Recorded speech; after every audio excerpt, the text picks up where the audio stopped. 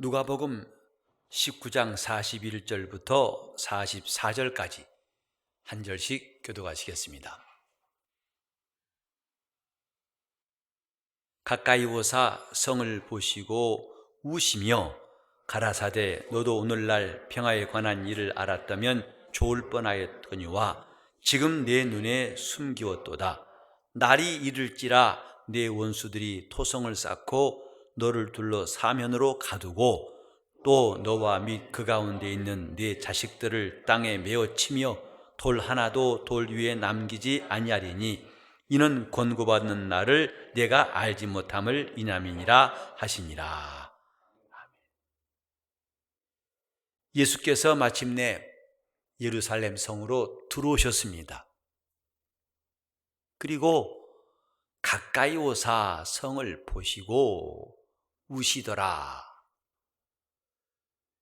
누가복음의 특징이 여러 가지가 있지만은 또 한 가지 특징이 뭐냐면 가까이란 말을 가장 많이 쓰고 있는 성경이에요. 우리말 성경을 통틀어서 가까이라는 말이 40번이 나오는데 거기에 딱 반이 누가복음 하나에 나옵니다. 마태복음도 가까이란 말과 가까이란 말, 또 마가복음도 3번씩 나오고 요한복음은 2번 나옵니다. 그러나 누가복음에는 20번, 딱 20번 가까이, 가까이, 가까이. 여기 19장만 해도 11절에 자기가 예루살렘에 가까이 오셨고, 그 다음에 29절에도 베다니에 가까이 왔을 때에 37절에도 감람산에서 내려가는 편까지 가까이 오심에, 이 41절에도 가까이 오사 성을 보시고 이렇게 말씀하셨어요. 누가가 왜 이렇게 유난히도 가까이란 말을 많이 썼을까? 그것은 사복음서 기자 가운데에서 사람으로 오신 예수를 말하고자 하는 누가의 목적과 무관치 않다고 생각합니다. 그분은 멀리 계시는 저 초월적인 신, 그렇게만 계신 것이 아니라 가장 가까이 오신 분, 그래서 사람으로 오신 예수, 그분을 소개하려고 누가는 이 복음서를 기록했는데 그와 아주 밀접한 내용이 바로 가까이란 말을 많이 쓴 것이라고 생각합니다. 가까이 오사. 누가복음 4장 39절에도 병 고치실 때 가까이 서서 열병을 꾸짖더라 했어요. 그냥 리모컨식으로 멀리서 병을 나으라, 깨끗하라, 능히 그러실 수 있지만 누가는 가까이 서서 열병을 꾸짖으시더라. 또 7장 12절 이하에 보면은 나인성의 과부 아들을 고치실 때에도 가까이 성문에 오실 때에 또 가까이 오사 그 관에 손을 대시더라. 그냥 손 대시더라고도 할 수 있겠지만은 가까이 오사, 가까이 손을 대시고 가까이, 또 하나님 나라가 가까이 왔다고 주님 복음을 전파하셨죠. 정말 20번, 물론 다 예수님이 가까이 했다는 말보다도 또 그 사람들이 가까이, 어린아이가 가까이 오고 사람들이 가까이 오고, 그러니까 주님도 가까이 접근하신 일들을, 그 다음에 사람들도 가까이 그분께 나간 일들을 유난히도 많이 사용한 누가복음. 어쩌면 그래서 누가복음은 우리에게 가장 와닿는 성경일지 몰라요. 요한복음은 좀 어렵다고들 하는데 누가복음은 가장 사실적이고 구체적이고 또 순서대로 예수 그리스도를 잘 전하기 위해서 쓴 노력이 곳곳에 보입니다. 예수께서 가까이 오사 성문에 성을 보시고, 그때 주님이 성을 보신 다음에 반응은 뭐냐면 예수께서 우시더라 그랬어요. 곧 예루살렘을 보시고 그분이 우시더라. 왜? 그 내용은 그 뒤에 나와 있어요. 너도 오늘날 평화에 관한 일을 알았다면 좋을 뻔하였거니와 지금은 네 눈에 숨기웠도다. 날이 이를지라 내 원수들이 토성을 쌓고 너를 둘러 사면으로 가두고 또한 너와 그 가운데 네 자식들을 땅에 메어 치며 돌로 하나라도 도리에 남기지 않을 것이다. 이제 장차 예루살렘에 임한 이 끔찍한 멸망의 날, 심판의 날이 다가오고 있음을 주님이 보셨기 때문에 우신 것입니다. 복음서 가운데에서 예수님이 웃었단 말은 한 번도 안 나오는 것 같아요. 오히려 여기 41절에 예수님이 우시더라. 그리고 요한복음 11장 35절에 보면은 나사로의 집에 가셔서도 주님이 눈물을 흘리시더라. 이렇게 주님이 눈물을 흘리시고 우셨다고 성경은 기록하고 있어요. 왜 우셨을까? 불쌍해서입니다. 예루살렘이 장차 이런 진노가 눈앞에 다가와 있고, 그러나 이들은 속수무책입니다.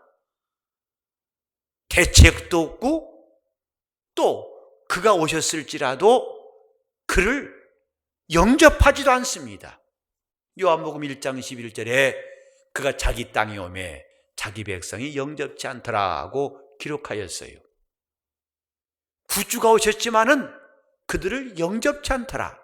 여기 참 재미있는 것은 44절에 뒷부분 보시면 이는 권고받는 날을 네가 알지 못함을 인함이라 하셨는데, 이 권고란 말, 곧 에피스코페라고 하는 헬라어에 해당된 말입니다. 그 권고란 말은 원어를 보면 방문한다는 뜻이에요. 찾아온다는 뜻입니다. 그래서 찾아온 목적은 살피고 돌아보려고. 히브리서 2장 6절에도 사람이 무엇이 간데 주께서 저를 권고하시나이까.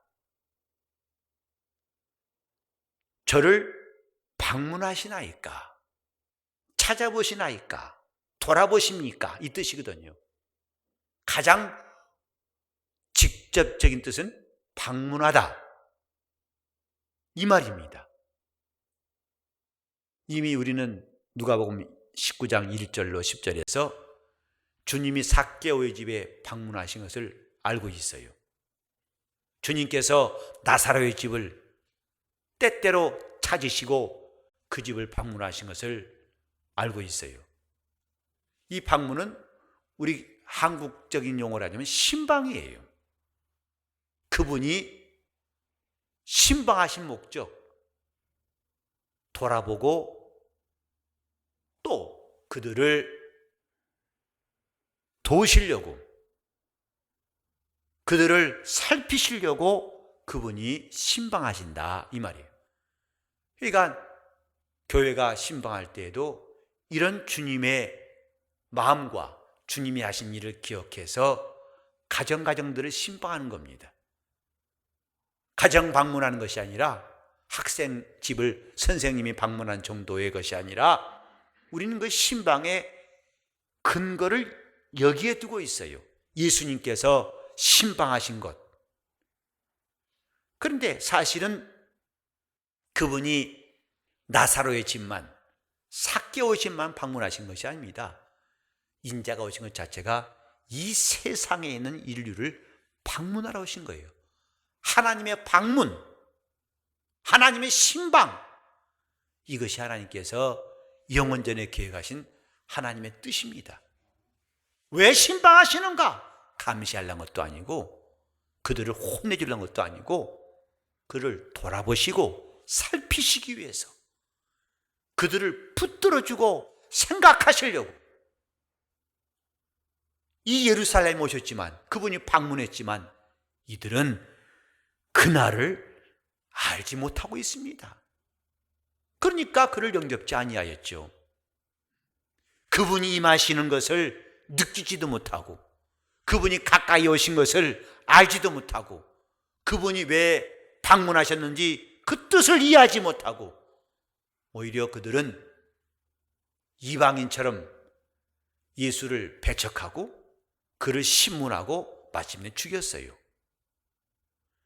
그것은 오늘 예루살렘에 대한 멸망을 주님이 예언하신 것처럼 참혹한 심판과 멸망만 남아있을 뿐이에요. 하나님의 아들이 이 땅에서 배척받았다고 해서 그분에게 손해난 거 없습니다. 그분이 방문하신 뜻을 모르고 거절하면 결국은 인류는 멸망을 피할 수가 없어요. 그러니까 예수께서 요한복음 5장 24절에 말씀하신 것처럼 누구든지 내 말을 듣고 나 보내신 이를 믿는 자는 영생을 얻고 심판에 이르지 아니하나니. 그분의 방문은 우리에게 말씀하시기 위함이었고 우리로 심판에 이르지 아니하고 영생을 얻기 위한 그분의 신방이었어요. 그분이 문 밖에서 문을 두드리는 신방하신 이의 노크소리, 그것은 문을 열면 들어가서 그로 더불어 먹고 그는 우리와 더불어 먹으시려고 그분이 방문하신 겁니다. 예수 이 땅에 오신 성탄절 하나님의 방문이에요. 오직 아버지 품속에 계신 그 하나님의 아들이 마침내 인간 세상에 낯설게 대한 차갑고 냉정하게 대하는 인류를 그가 꺼려하지 아니하시고 기꺼이 이 땅에 방문하신 것이 성탄이에요. 오셔서 그가 하신 일은 이들을 살피시려고, 돌아보시려고, 그들을 보호하시려고, 그들을 살리시려고, 그들을 붙드시고 인도하시려고 마침내 그런 말미암아 아버지 집에 가 살게 하시려고 그분이 방문하신 겁니다. 오늘 우리는 과연 이 주님의 신방을 얼마나 알고 있고 얼마나 사모하고 있고 얼마나 이것을 기다리고 있는가? 영적 생활은 그분의 신방받는 겁니다. 가정에서도 사업장에서도 직장에서도 학교에서도 그분의 방문을 받는 것이 영적 생활입니다. 그가 우리 심령의 가정에 들어오실 때에 비로소 우리에게는 만족이 있어요. 그가 주시는 은혜가 있을 때 우리는 비로소 목마름을 해결할 수가 있고 굶주림을 다 마감할 수가 있습니다. 근데 그분 방문 없이도 만족한다고 한 사람들이 점점 늘어나는 것이 오늘 한국교회의 현실이에요. 교회가 그분의 신방을 별로 반가워하지 않습니다. 그분이 방문하신 목적을 제대로 알려주지 않습니다. 그리고 어쨌든 잘 되면 이게 복이라고 가르칩니다. 그분의 신방과 관계없이 잘 되면 그거 참 축복이라고 강조합니다. 우리는 이 땅에서 없던 물질이 생기고 안 됐던 일이 잘 되는 것만으로 그것이 복의 기준이 될 수 없다는 것을 알아야 됩니다. 그분이 방문하시는 게 복이에요. 여러분 삶이 갑자기 펴지지 않았다고 해서 복은 나와 멀다고 생각해서는 안 됩니다. 오히려 잠언 기자가 말한 것처럼 나를 부하게도 마시고 가난케도 마시고 내가 너무 부해서 하나님이 누구시냐 모른다 할까 하오며 또 내가 너무 가난해가지고 하나님을 욕되게 할까 합니다. 그저 나에게는 필요한 것, 주기도문에 나와 있듯이 일용할 양식을 주옵시고, 즉 우리가 이 땅에서 사용할 수 있는 것은 일용할 것 이상은 필요 없다 이 말입니다. 더 많이 갖고 적게 갖는 것이 복의 기준이 아니라 그분의 방문이 복이에요. 그 시편 기자가 말했죠. 하나님을 가까이 함이 내게 복이라. 그분의 가까이 하심. 누가가 이렇게 우리에게 가까이라고 한 표현을 많이 쓴 것, 물론 그분이 가까이 오신 것과 우리가 그분께 가까이 나가는 것, 이건 다 조화를 이루어야 됩니다. 하나만 가지고는 온전치 않다 이 말이죠. 영적 생활이 하나님의 도심을 입는 것이 되려면 그분의 방문이, 그분의 신방이 필요하다는 사실. 이제는 신방도 거의 할 게 없어요. 전에는 신방은 거의 의무사항처럼 반드시 받아야 되고 받기를 사모했습니다마는 요즘에는 한국교회도 신방할 일이 거의 없어요.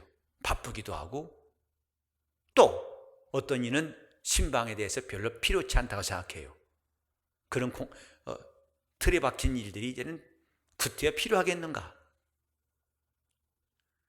교회가 신방하는 것은 여러 가지로 여러분들이 해설할 수 있지만은, 필요하다 필요하지 않다 나름대로 다를 수 있지만은, 주님의 신방은 꼭 받으세요.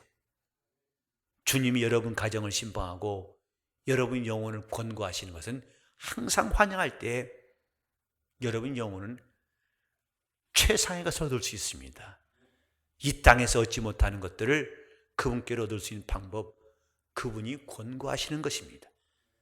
나를 방문하소서. 주님이 가까이 하시는 정도가 아니라 아예 삭개오처럼 내가 오늘 내 집에 유하야겠다, 그분이 권고하시겠다고 하는 음성을 우리가 뿌리치지 않다면 우리는 보다 윤택하고 또 풍성한 신앙생활을 하게 될 겁니다. 그러려면 그분의 말씀에 대해서 우리가 거칠게 대해서는 안 된다 이 말이에요. 주님 말씀에 대해서 너무 목을 곧게 하고 그 말씀을 듣기에 까다롭게 해서는 안 됩니다. 그분이 말씀하시는 것을 우리가 힘들게 하고 그분 말씀 듣는데 너무 까다로워서는 안 된다 이 말이죠. 그럼 이렇게 까다롭지 않는 그 상태가 누구냐? 어린아이거든요. 어린아이는 어른이 말하는 것을 까다롭게 대하지 않습니다. 그래서 진리에 대해서도 스스로 지혜 있다는 사람에게는 하나님이 숨기시고 어린아이에게는 나타내심을 감사하나이다. 그분이 말씀하실 때에 까다롭게 반응한다는 것은 그분이 권고하시는 것을 막아버리는 것이다 이 말입니다. 주여 내게 말씀하소서, 주여 내가 듣겠나이다. 구약성경에도 그런 말씀이 여러 번 나와요. 종이 듣겠나이다 말씀하소서. 이것은 그분의 신방을 환영하는 첫 번째 방법이에요. 주여 말씀하소서. 우리는 주님의 신방이라니까 자 오늘 멋있는 표현 하나 들었다, 말 멋진데, 그 노트에 써놓은 것을 만족할 것이 아니라 실천사항이 필요합니다. 이것을 가능케 하는 것 첫 번째가 주여 말씀하소서 종이 듣겠나이다. 이 자세가 시작이에요. 이것이 마중물처럼 주님이 그 집에 권고하시는 것을 환영하는 것입니다. 주님이 가까이 하사. 사람들은 하나님이 가까이 하심을 사모하고 그런 기도를 많이 하죠. 그리고 또 그렇게 복을 빌면 다 좋아합니다. 우리는 그 정도 그냥 좋아하는 수준이 아니라 이제는 그걸 실감할 필요가 있어요. 실제적인 준비할 필요가 있다 이 말이죠. 우리가 주님의 말씀을 즐겨하고 그 말씀을 사모하는 것은 그 권고하는 나를 아는 첩경, 바로 그겁니다. 이 본문에도 이는 권고받는 나를 네가 알지 못하기 때문에 이런 불행한 일이 있을 것이다 하고 주님 말씀하셨어요. 주님이 하늘에 가신 다음에 약 40년 만에 이 예언대로 예루살렘은 처참하게 완전히 폐허가 되었어요. 건물 하나 성한 것 없이 여기 돌 하나도 돌에 남지 아니하고, 이 말은 완전 폐허입니다. 하나도 성한 모습이 없는 완전한 폐허. 지금도 저 소아시아 지방에 터키 가면은 에베소라는 지역이 있어요. 근데 지금 순례자들이 가볼 수 있는 에베소는 이런 도시예요. 도시입니다. 하지만은 사실은 이 도시는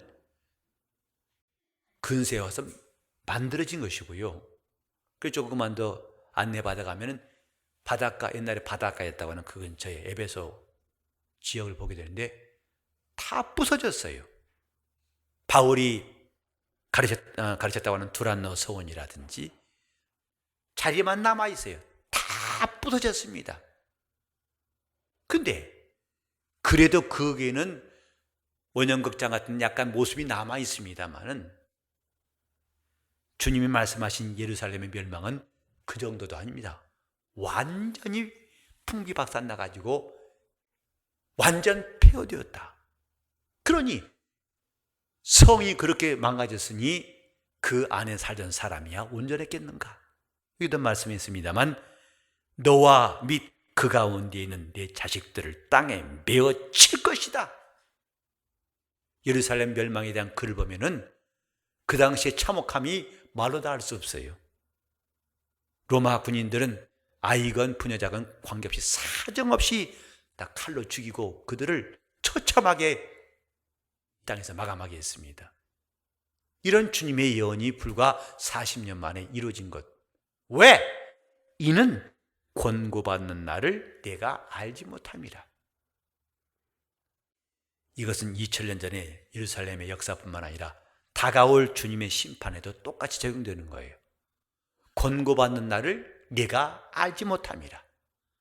그분이 찾아오셔서 우리를 신방하시고 깨닫게 하시고 말씀하시게 하고 우리를 움직이게 하실 때 그런 일체 주님의 하신 일들을 다 사양한다면 그 결과는 예루살렘 멸망과 똑같을 것이라고 미리 경고하신 거예요. 과연 우리는 주님을 가까이 하고 싶지만은 먼저 중요한 것은 그분이 가까이 하심을 느끼고 있느냐 이 말이죠. 하나님이 이렇게 우리와 가까이 하시려고 아들을 보내시기까지 접근하시는 그분의 숨결을, 그분의 발자국 소리를, 그분의 노크 소리를 과연 듣고 있느냐? 이것이 영감이 있다는 것입니다. 그분의 음성을 들을 수 있는 영감, 그분의 노크 소리를 들을 수 있는 영감, 그분의 발자국 소리를 들을 수 있는 영감, 이것이 오늘날 주님 오시기에 가까운 이때에 교회가 가져야 할 영감입니다. 가까이 오실 때 그분이 가까이 오사 성을 보시고, 주님은 예루살렘 성만 보고 우신 것이 아니라 우리 자신을 보고도 똑같이 이렇게 하실 거예요. 우린 종종 병원에 갈 때는 자기는 건강에 자신 있다고, 근데 의사가 몸을 가까이 살핍니다. 옛날엔 청진기를 하지만 지금은 아예 몸속에 내시경을 집어넣어가지고 가까이 살핍니다. 그때 자신이 발견치 못했고 인정하고 싶지 않은 병이 드러나게 되죠. 주님께서 우리에게 가까이 오실 때 과연 주님은 나를 보고 울지 않으실까? 주님이 울지 않으시는 사람이라고 나는 과감하게 말할 수 있을까?